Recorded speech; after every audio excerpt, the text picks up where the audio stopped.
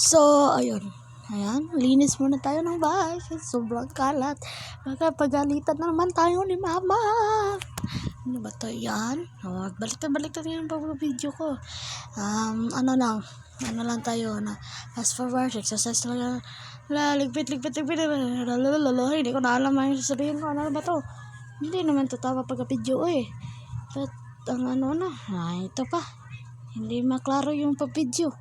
Ayun, dito na naman siya sa hugasin niya. Yan, sa dami-dami namin hugasin. Kagabi pa yan, hindi ko na hugasan. Ngayon lang yan, hapon na hugasan ko. Hugasin natin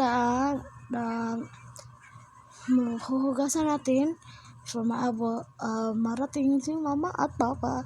Papaluin na naman ako.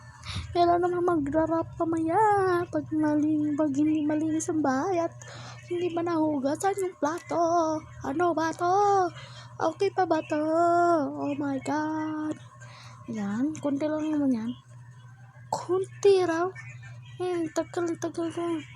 Tapos nito, madali sa video kasi naka-fast forward. Basta itong buhay. Ano ay? Good. Pagka dyan, day. Forward ka na. Hindi ko na po alam sasabihin ko yan. Basta tamayan na po kayo. At, ano ba yan? Linisan mo yan.